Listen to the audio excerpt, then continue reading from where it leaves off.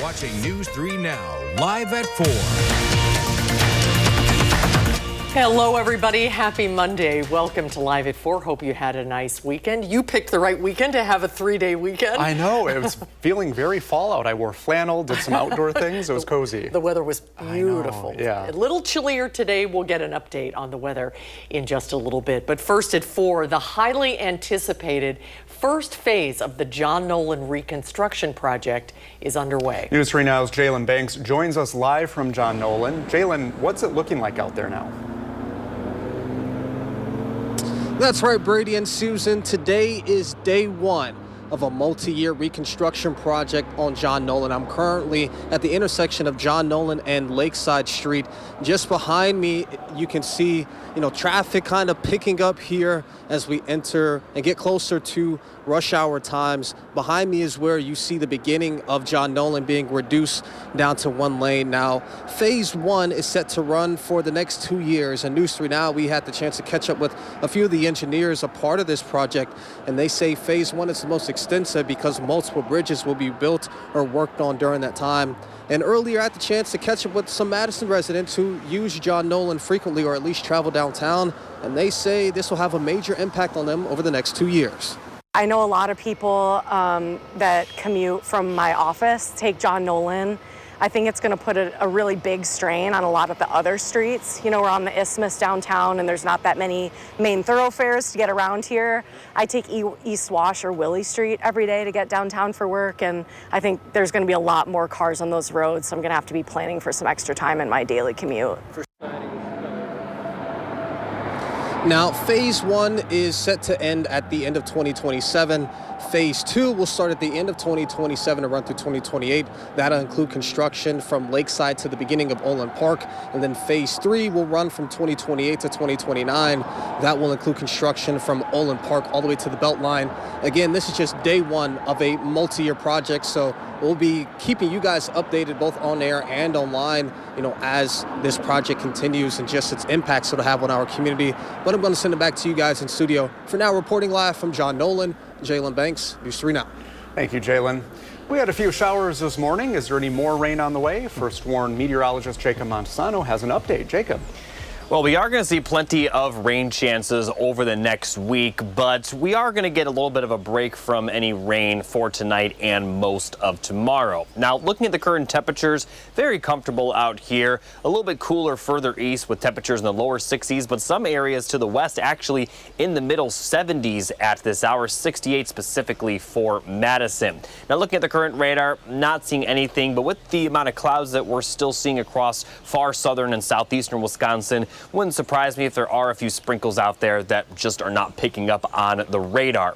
Now, as we take a look at future track, we're going to continue to see some cloudy skies for the next few hours, but by the time we get closer to sunset and afterwards, we'll see some clear skies across southern Wisconsin, and then a mixture of clouds and sun is expected for tomorrow, with rain not coming until later in the day. I'll talk about the rain a bit later, but first, here's a look at your evening forecast. Again, the cloudy skies will become partly cloudy skies once we get closer to sunset, with temperatures dropping into the 50s by the end of the evening, and overnight lows will drop into the middle 40s, pretty normal for this time of the year. Highs tomorrow a little bit cooler than today, but otherwise very similar. We will see a little bit more sunshine than we did today, with highs in the middle 60s, but as I mentioned, that rain is expected later in the day and especially tomorrow night. I'll talk more about that and show you several other rain chances this week, all coming up a bit later. All right, Jacob, thank you. And a reminder, our First Warn weather team is getting us all ready for winter with a special report that airs this Wednesday at 6:30. You can hear the latest Southern Wisconsin winter research from a renowned professor at UW-Madison's Atmospheric and Oceanic Sciences Department. His research may have you shivering a little less. And it's just enough change that in certain locations like us, fairly sensitive to those changes, we're seeing less snow and less frequent visitations by really bitterly cold air. Join the First Warn weather team next Wednesday night at 6:30 right here on News 3 to get winter ready. And a little later today on Live at 4, Chief Meteorologist Alex Harrington is going to join us, and we'll talk more about the upcoming special. That was a lot of snow in that video. Well, the Badgers suffered one of their greatest defeats at home in more than 40 years this past weekend. It was a tough one. Our sports director, Andrew Banstra, tells us about the game and how head coach Luke Fickell is reacting to it today. Hi, Andrew. Susan and Brady, I'm here at the Kohl Center for Wisconsin men's basketball's Media Day, but I had to pop out real quick to talk to you guys about a game on Saturday that you just mentioned that was too important to not discuss. You said it. It was one of the worst losses in recent memory for Wisconsin football. The Badgers were embarrassed by Iowa, but let's go to their game before that. Their last home game, they were embarrassed by Maryland, and I called that a new rock bottom for the Badgers. But this week, they broke ground on a new rock bottom, losing to Iowa 37-0 at home. Their first time being shut out at Camp Randall since 1980. Here was Luke Fickell after the game. That's as low as it can be, and I apologize. I apologize to our guys. To not be ready, to not have them ready. I'm dumbfounded in a lot of ways, but that's my job. And this is a game we've been talking about since January, and I've been doing a lot of things to make sure we were ready and prepared, and obviously we were not. And we did talk to Coach Fickell this morning, and questions were asked about the future of his job security, which he understandably avoided. But he was also asked what the fan base must be feeling right now. We'll tell you what he said and show you what he said coming up at 5. But for now, Andrew Banster at the Kohl Center for News 3 Now. Back to you guys. Andrew, thank you. Next on Live at 4, thousands more have been furloughed or fired as the government shutdown continues. House Speaker Mike Johnson says it could be the longest ever. And the Packers won yesterday. There's the bright spot against the Bengals despite a Joe Flacco-led comeback. Our senior Packers writer Jason Wilde will break down that game a little later. And we could see some fog overnight with pleasant fall temperatures, plus a chance of rain and storms this week. Jacob shows us in his First Warn forecast. It's an autumnal picture there, isn't it? And the internet is becoming harder and harder to navigate when it comes to protecting children online. We'll look into a new AI app that looks to help families. Watching News 3 Now, live at 4. The government shutdown is in its 13th day with no end in sight. There was confusion over the weekend when hundreds of CDC employees were mistakenly sent notifications they were laid off. More than 4,000 federal workers were sent termination notices last week. President Trump says he'll use the shutdown to target his political rivals. Ending some programs that we don't want. They happen to be Democrat-sponsored programs. You cannot trust this administration. The Pentagon tells CBS News it has identified unused research funds that will be used to pay service members this week. Tomorrow, senators are expected to vote for an 8th time on a resolution to reopen the government. But the House remains in recess with no plan to return anytime soon. Let's get a look at our First Warn forecast. It sounds like more showers are on the way. Here's meteorologist Jacob Montesano. Jacob? Yeah, we're going to see several chances of rainfall this week, although each rain chance is only going to produce mostly light showers. The next chance of rain will be Tuesday night, and during all of this, we'll also see some pretty seasonable temperatures. They'll fluctuate a little bit, but staying very fall-like for the most part. And then we have another good chance of rain once we get to the weekend. So let's take a look at that rainfall forecast. Right now, still seeing those cloudy skies for Madison and areas to the south and east, but those are going to clear out of the area for the overnight hours. We'll see partly to mostly clear skies tonight, and then maybe some fog in the morning. Fog not going to be a big hazard though. And once we get to the afternoon for Tuesday, going to see a mixture of clouds and sun, and then later in the day we'll start to see some of those light showers move in, but the better chance of rain will come overnight Tuesday. Could see some rumbles of thunder, but for the most part we'll see light to moderate shower activity, but pretty much everybody will have the chance to see it. And and it wouldn't surprise me if everyone does see rain at some point Tuesday night. We'll continue to see some scattered showers for Wednesday morning, but then by Wednesday afternoon, looks like it's going to clear up mostly. Still some sprinkles possible as cloudy skies will continue.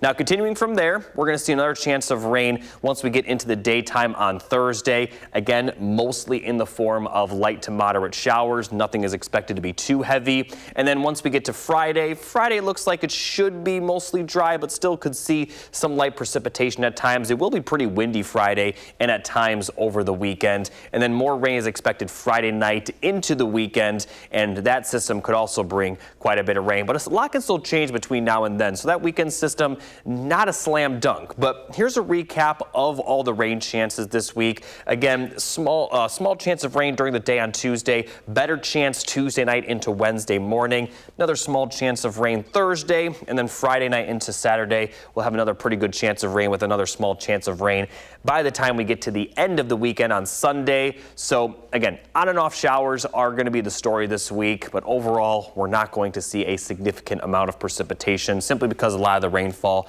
will be light. Now, although there is a lot of rain symbols on over the next 5 days, it is important to point out that a lot of these days will likely feature dry weather. Again, tomorrow, mostly dry until later in the day, and then for Wednesday, mostly dry after the morning hours. Thursday, I don't expect to see rain all day, and Saturday, a lot can change between now and then, but Saturday may feature a good chance of precipitation. Now, as far as temperatures, they'll fluctuate a little bit, upper 50s for Wednesday, but then they're going to rise into the 70s Friday. Then they're going to fall back down into the upper 50s for next week, and we are expecting some cooler temperatures in general next week, but those highs you see near 60, that's actually pretty close to normal for this time of the year. Also going to see some breezy conditions over the weekend and for next week as well. Thank you, Jacob. And it felt like fall when the Packers returned to Lambeau after more than a month to beat the Cincinnati Bengals. Our senior Packers writer Jason Wilde tells us what this win means for the Pack. Greetings, everybody, from Lambeau Field. They haven't quite tidied up the stadium just yet after Sunday's 27-18 win over the visiting Cincinnati Bengals here at Lambeau. It had been a month and a day since the Packers had played here, and if you wanted to enjoy their lengthy homestand, well, it's already over after just one game. The Packers go back on the road this week to Arizona, the following week to Pittsburgh to face the Steelers and their young quarterback who you may be familiar with, a guy named Aaron Rodgers. So the Packers at 3-1-1 at this point, one of only two teams in the NFC that have just one loss on their ledger, but some challenges await as they hit the road. We'll have full coverage of everything Packers on our website, channel3000.com, for free. And while you're there, make sure you sign up for our newsletter, which delivers our Packers coverage directly to your inbox every single day. In Green Bay at Lambeau Field, Jason Wilde, channel3000.com. Thank you, Jason. Coming up on Live at 4, we continue to follow this developing international news. The hostages have been returned and an official ceasefire has been announced between Hamas and Israel. We're talking with local groups who have been affected by this war. Also, a new app powered by AI hopes to help you keep your children safe online. You're watching News 3 Now, live at 4. After Friday's big sell-off, let's check the numbers on Wall Street on this Monday. The markets finished higher today after a spike in Chinese tariffs was floated Friday by President Trump. He has since cooled talks about new tariffs. The Dow finished up 587 points. The Nasdaq also closed up 490, and the S&P 500 gained 102. Protecting children online is a full-time job, and some of you know it's unfortunately only getting tougher. But a new app powered by artificial intelligence is helping families stay one step ahead. CBS's Tina Kraus has the story.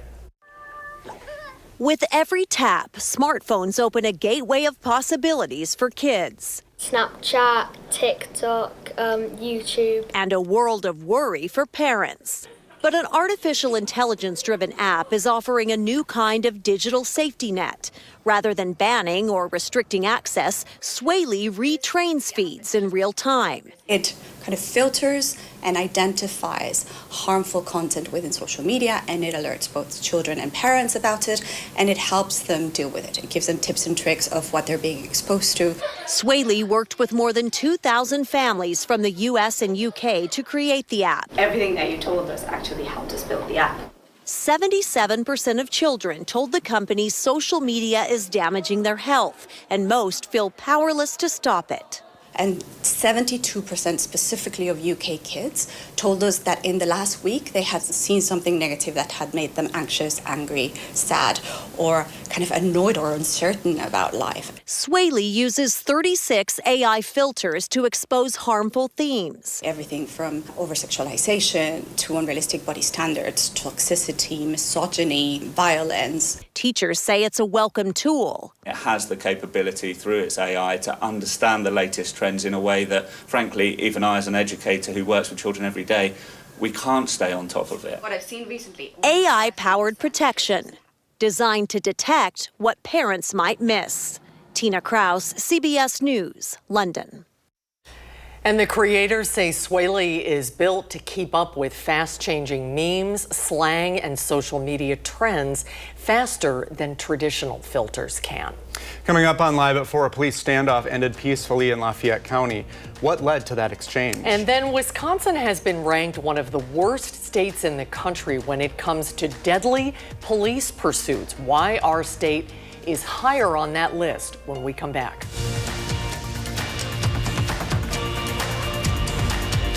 Watching News 3 Now, live at 4, moving forward. Good afternoon, everyone. Welcome to Live at 4. Even though it's Monday, my mind is still on this beautiful weekend that we had. The weather was so great. Yeah. And even today, it's a little cloudier, but still very mild. Jacob Montesano is out on the patio, which is very festive looking. I'm sure it was a big weekend in the pumpkin patches this weekend. Hi, Jacob. Hey, Susan. Yeah, I like the fall decorations behind me. Still not really looking like fall. Leaves still pretty green, but that is going to change pretty rapidly over the next couple of weeks. But at least the conditions certainly feel like fall right now. You know, not cool at all, but certainly not warm. Upper 60s with the cloudy skies. Some areas in the lower 70s. Lower 60s actually for places further to the east. So a little bit of a mix in temperatures across the region. And a big reason for that is because Madison and areas to the south and east are seeing a lot more cloud cover than areas to the north and west. Now, no one is seeing rain right now, but it wouldn't surprise me if there is a light sprinkle here or there that just isn't picking up on the radar. But in general, we're not really going to see much rain for the rest of today. We'll actually see the skies become clear once we get towards the later portion of the evening. And then overnight, generally clear skies, a little bit more cloud cover once we get to the day on Tuesday. Could see some rain early, but a better chance of rain will come later in the day.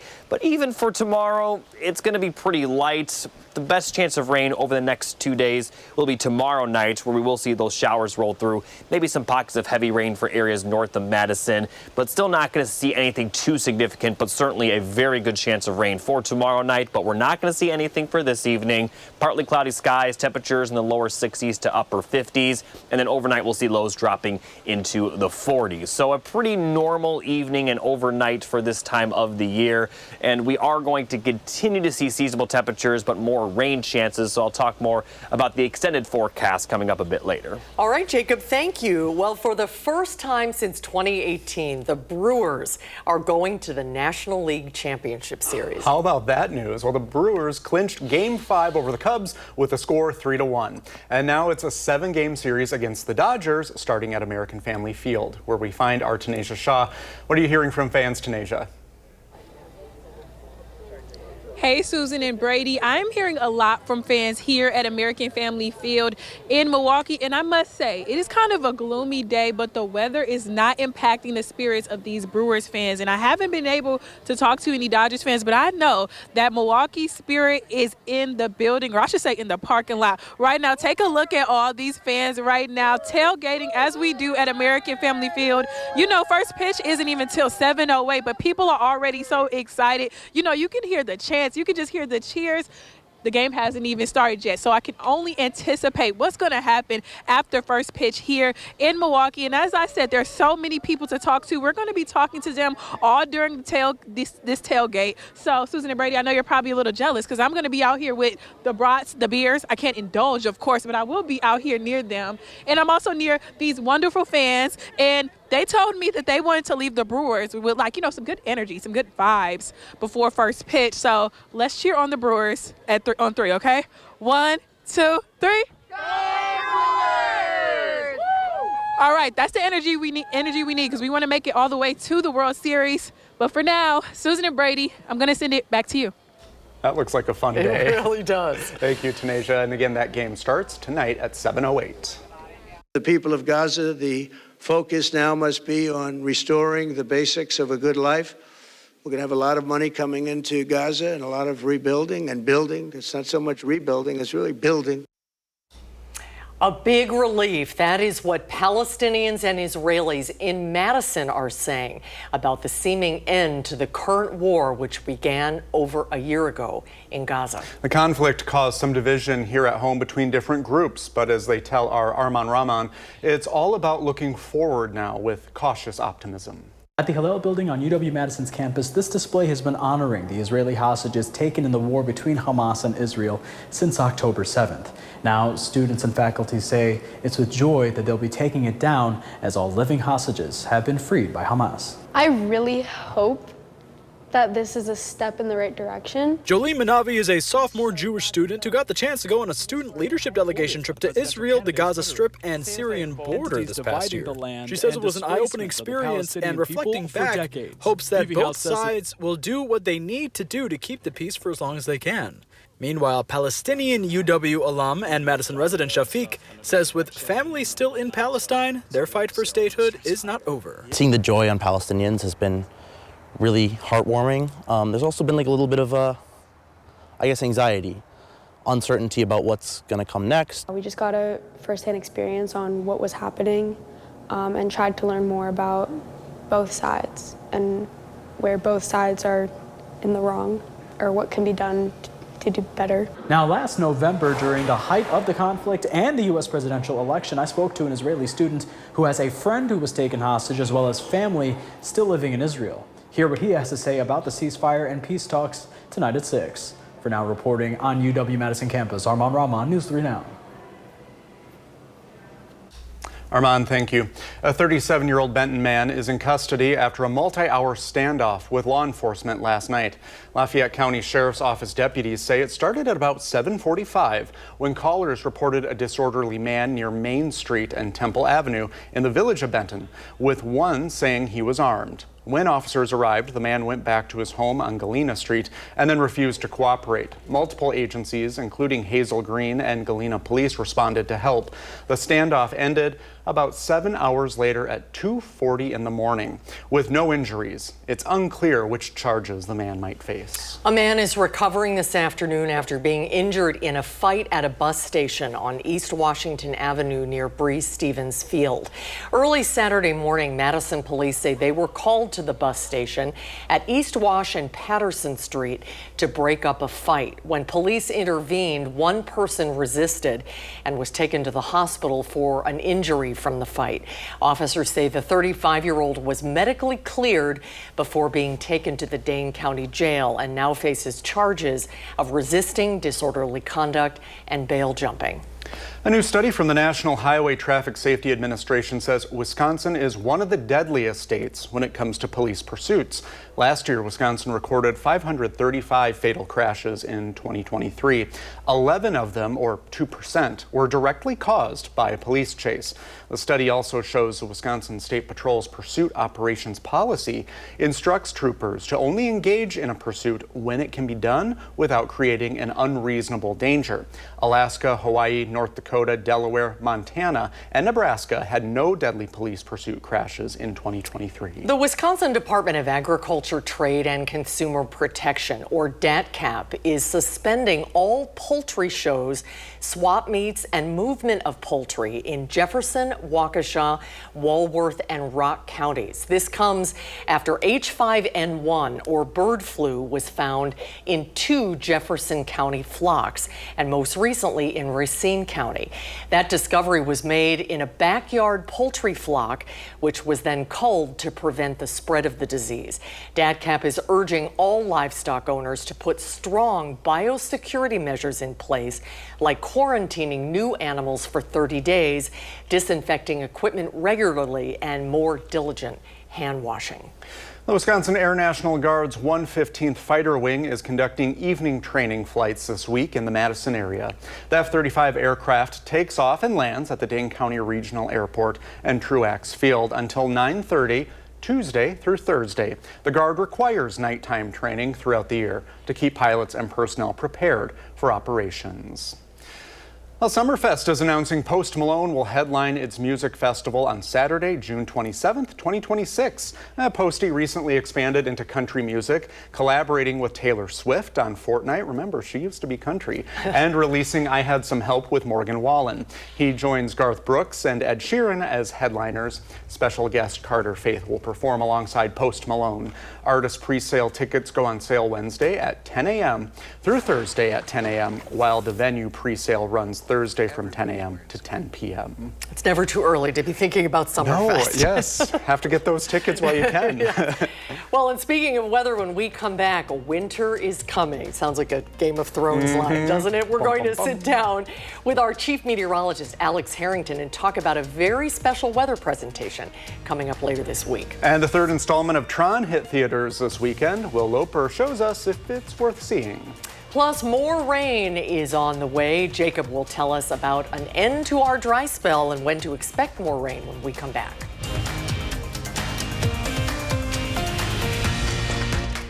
You're watching News 3 Now, live at 4. Comedian Colin Mockery, you know him for his quick wit on Whose Line Is It Anyway? Well, he's coming to Madison for a live improv show. The event promises interactive fun, with half the show featuring audience members on stage, ensuring every performance is one of a kind. Mockery will be joined by fellow Whose Liner Brad Sherwood, and says the show is family-friendly, with plenty of unexpected humor for all ages. We like to say it's sort of a live version of Whose Line Is It Anyway, but without the dead weight. And you know who I'm talking about. So everything starts with a suggestion from the audience. We have audience members on stage with us for about 50% of the show. It's just goofy chaos for 2 hours. Oh, sounds good. It does. Along with this tour, he's also working on TV shows, movies, and another improv act featuring hypnotized volunteers.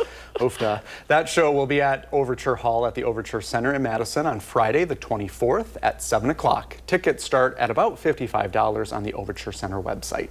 Well, a third movie in the Tron series hit theaters over the weekend. How'd it do at the box office, and is it worth seeing? Here's film critic Will Loper.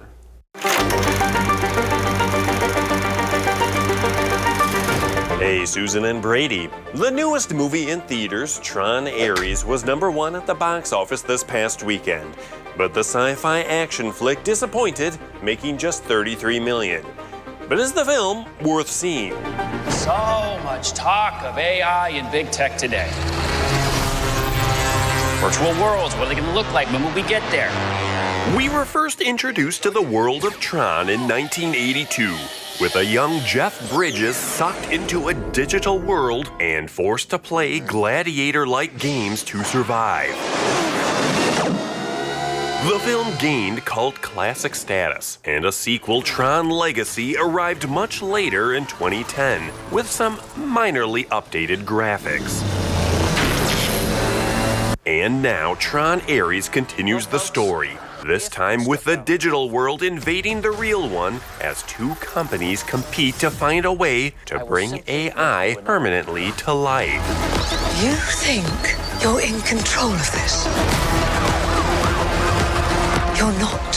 One company, led by Greta Lee, aims to do good with AI, and the other, headed by Evan Peters, is less benevolent. I would like you to meet Ares. the ultimate soldier. The depiction of the digital world provides interesting visuals, but unlike the first two films, bringing it to the real world takes away much of what makes the Tron movies interesting. What are you? The film reaches at intriguing ideas about AI and technology, but executes them as shallowly as possible. You'll want to skip Tron Ares.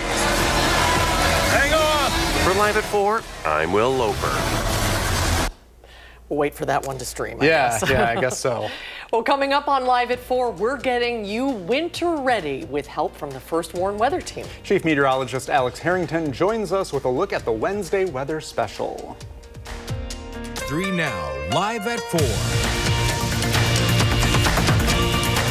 We are taking a live look at downtown Seattle, Washington. The weather today is 54 degrees and it's sunny out there, but just to the east, Blewett Pass has been closed in both directions due to some heavy snowfall. Oh, that is the perfect setup because every year it's at this time of the year when we all start to wonder, what kind of a winter are we going to have this year? Oh, that question and many others will be answered this Wednesday night.